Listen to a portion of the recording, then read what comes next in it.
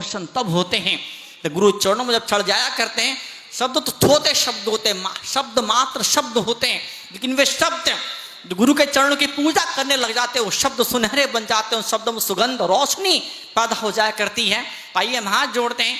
नमो रियंताणम नमो सिद्धाणम नमो आयरियाणम नमो वजायाणम नमो लोई सवसागुणम ऐसो पंच नमो यारो सव पाव प्रणासनो मंगलाणम च सभ्येसिम पड़िमम हवै मंगलम।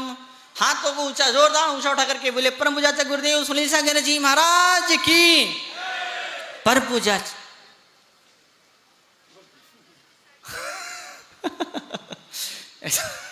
થાય છે એવું પણ કોઈક વાર જીવનમાં થાય છે। બોલીએ महावीर भगवान की, परम पूजा श्री आदि सागर जी महाराज की, परम पूजा श्री विमल सागर जी महाराज की। आपके हाथ ऊपर नहीं उठेंगे तो आप जीवन में ऊंचाई नहीं प्राप्त कर पाएंगे। हाँ बोले परम पूज्य आचार्य गुरुदेव आदि सागर जी महाराज की। दादाजी हाथ नहीं उठा रहे भावनगर वाले। परम पूजा आचार्य गुरुदेव महावीर कीर्ति महाराज की, अभी भी नहीं उठा रहे। परम पूजा गुरुदेव सन्मति परम पूजा गुरुदेव महावीर कीर्ति महाराज की, परम पूजा गुरुदेव विमल सागर जी महाराज की, परम पूजा आचार्य श्री तपस्विना सन्मति सागर जी महाराज की, परम पूजा गुरुदेव सुनील सागर जी महाराज की। धोते शब्द में कोई वजन, कोई जान, कोई ताकत, कोई दम, कोई अस्तित्व नहीं हुआ करता है। वो शब्द जब गुरु चरणों में भेंट चढ़ जाते हैं, वो शब्द जब इन चरण की अर्चना कर लेते हैं तो वो शब्द नहीं होते, वो शब्द आरती के दिए बन जाते हैं, वो शब्द पूजा के फूल बन जाया करते हैं, वो शब्द सुमन बन जाते हैं। सुमन मतलब फूल, उन फूलों में सुगंध बिखरने लगती है और फिर ऐसा होता है वो सुगंध से पूरा जग दीवाना और बावला और पागल हो जाता है। हाँ જ્યારે તમારા મનમાં એવી લાગણીઓ ને કે બધા મને સાંભળીને ગાંડા થઈ જાય, ફક્ત એક જ ઓપ્શન છે, ફક્ત એક જ એનો રાસ્તો છે અને શું છે? તમે તમારા શબ્દોથી ગુરુની ભગવંતોની અર્ચના સ્ટાર્ટ કરી દો। જ્યારે તમે તમારા શબ્દોને એના ચરણમાં મૂકો છો ને ત્યારે જ તમારા જીવનનો સૂર્યોદય થાય છે, ખુશીઓનો સૂર્યોદય થાય છે, આનંદની પ્રભાત તમારા જીવનમાં થાય છે। अब चरण सब किसी को नहीं मिला करते हैं। चंद्रेश भाई, लोकेश भाई, चंद्रेश नाम था उनका, कल रात को अपने दर्शन कराए थे। चंद्रेश भाई ये बैठे, यही है ना, दूसरे हैं चंद्रेश भाई ने जो बताया चंद्रेश भाई के बारे में। उनके बहन के ससुर ने अजय ने बहुत बड़ी सेवा करी। 2000 चतुर्मास बड़े हस्ती थे वहाँ के, अब तो नहीं रहे वो। तो मुझे उनके बारे में बताया गया, उन्होंने खुद ने मुझे बताया उनके पिता को कैंसर हो गया था। 3 बार अलग अलग लेबोरेटरीज में, बड़ी बड़ी लेबोरेटरी को रिपोर्ट करवाई कि 3 बार हर बार कैंसर डिटेक्ट हुआ। मात्र 2 बार गुरु चरणों में आए, कमल का जल पिलाया और दोबारा फिर से टेस्टिंग कराने ले गए। गुरु जी का आशीर्वाद उन्होंने प्राप्त किया और दोबारा फिर टेस्टिंग करने के लिए गए। तो वो जो लैब टेक्नीशियन था, वो जो रिपोर्ट बनाने वाला था, जो जांच करने वाला था, वो कंफ्यूजन 3 दिन तक वो कंफ्यूजन में रहा कि जो बैक्टीरिया है या वायरस होता ना कि बैक्टीरिया, वायरस बोलते हैं, वायरस कैंसर का वायरस है, ये कैंसर का है कि किसी दूसरी बीमारी का वायरस है, ये समझ नहीं पड़ पाया उसको। फिर उसने फिर फोन किया कि फिर से दोबारा सैंपल भेजो। दोबारा 3 दिन तक वो बेचारा सोचते रहा। वो 3 दिन तक वो अपनी पखनलियों को, टेस्ट ट्यूब को यहाँ से वहाँ ऐसा वैसा कुछ करते रहा, मशीनों को अलग अलग बटन दबाते रहा। समझ नहीं पड़ा क्या हो क्या रहा है ये। That is medical miracle in medical terms. तो उसने फिर दोबारा सैंपल बुलवाया। 3 दिन बाद फोन के दोबारा सैंपल बुलवाया और अब जब फाइनल रिपोर्ट आई उसमें ऐसा लिखा था कैंसर नहीं, टीबी है, टीबी। बताओ आप, गुरुदेव का आशीर्वाद मिला तो कैंसर का वायरस काय में बदल गया, टीबी में बदल गया। बोलो आप, आओ बाबूजी स्टेज पे लेकर आओ, दर्शन कराओ गुरुदेव के। सौभाग्य जीवन का हमें चतुर्मास में आने का, बैठने का मौका मिल रहा है। सबको ये क्षण या अवसर सौभाग्य नहीं मिल पाता है।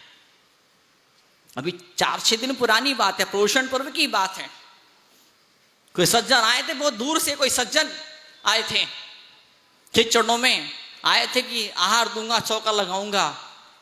फोन आ गया, घर में सूतक हो गया है, पोता पैदा हुआ है, उनको भाग के वापस घर जाना पड़ा। खुशी भी थी, पोता पैदा हुआ है, और दर्द, उससे ज्यादा दर्द था इसी टाइम पे क्यों पैदा हो गया। 8-10 दिन पहले पैदा होता, 8-10 दिन बाद पैदा होता, मैं कम से कम गुरुदेव को आहार दान का तो सौभाग्य प्राप्त कर सकता था मैं। तो वास्तव में सबके मौके नहीं मिला करते हैं। चतुर्मास से कुछ 2-4-6 लोग आगे हैं।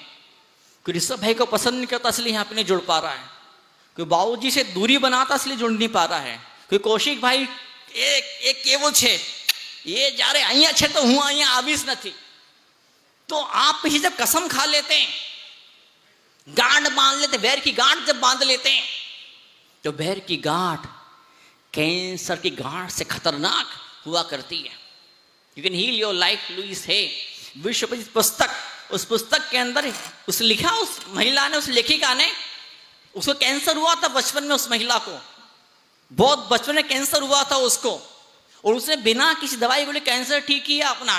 फिर बाद में उसने किताब लिखी, जो किताब विश्व प्रसिद्ध, लाखों किताबें उस जमाने में बिक गई। आज भी किताब विश्व की 50-60 भाषाओं में अनुवाद होकर बिक रही है।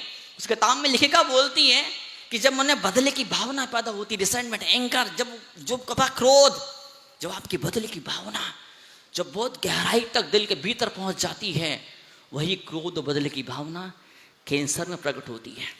उसने पूरी लिस्ट दी है, ABCD till XYZ, कि कौन सी भावना से कौन सी बीमारी पैदा होती है। और जब कभी नकारात्मक भावना आपके मन के अंदर पैदा होती है, तो नकारात्मक भावना, वो चीज शरीर के अंदर प्रकट होने लगती।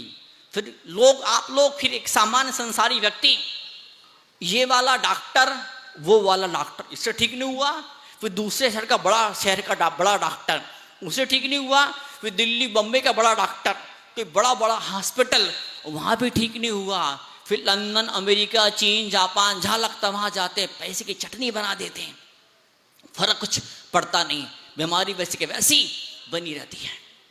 आज चरण हमको मिले हैं, इन चरणों का सिर्फ एक ही चमत्कार, वो क्षमा का जादू।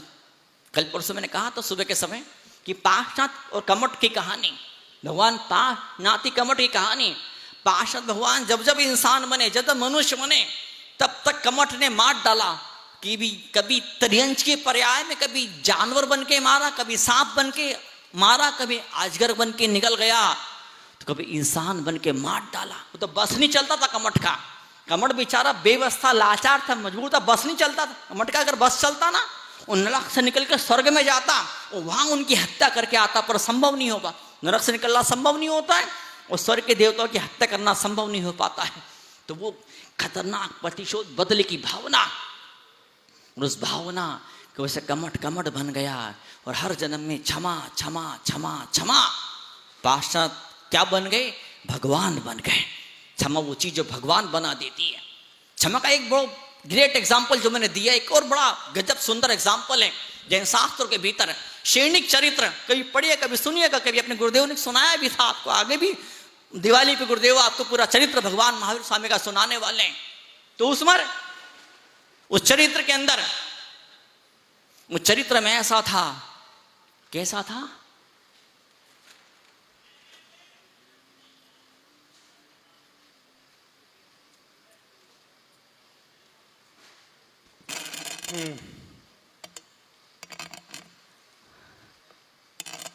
मैं 2 मिनट में बात खत्म कर रहा हूं। वो कहानी कुछ इस तरह से थी, वो शॉर्ट में कहानी बता रहा हूं।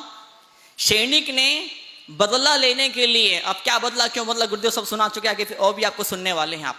तो सैनिक ने बदला लेने के लिए मनराज से खुन्नस खा गया। बदला लेने के लिए मरा हुआ सांप गले में डाला, भयंकर चींटी, हजारों चींटियां चढ़ गई उस मरे सांप को खाने के लिए। मरे सांप को तो खाया, भगवान वो मुनिराज के शरीर को लहू लुहान कर दिया, खून कर दिया। मालूम पड़ा चेला सैनिक दोनों आए, चेला ने उपसर्ग को दूर किया, सांप को बाहर निकाला, और बकायदा सैनिक के द्वारा वयावर्ती करवाई। और जब मुनिराज ने ध्यान को खोला, वो ध्यान में बैठ गए थे, उपसर्ग गाता मुनिराज ध्यान में बैठते, आंखें बंद करी ध्यान में बैठे थे। जब ध्यान खोला, दोनों को आशीर्वाद दिया, धर्म वृद्धि रस्तु। अरे बाप रे, शेरनी को काटो तो खून नहीं, जिसकी हत्या मैंने करने का षड्यंत्र प्लानिंग किया, जिसकी वजह से इतना भयंकर पीड़ाएं मिली, उसको मुनिराज आशीर्वाद दे रहे, धर्म वृद्धि का आशीर्वाद दे रहे। तू आगे बढ़, तो ऐसा उसको इतना पश्चाताप, इतना पश्चाताप उस राजा सैनिक को हुआ, इतना पश्चाताप सैनिक को हुआ कि कहा तो 7वें नरक जाने वाला था, अरबों खरबों से भी अरबों खरबों गुना ज्यादा वर्षों की उम्र जो लेने वाला था, सड़ने वाला नरक के अंदर, वो उस प्रायश्चित के दम पर मुनिराज की कृपा और करुणा और क्षमा, उन मुनिराज की क्षमा की वजह से सस्ते में निपट गया।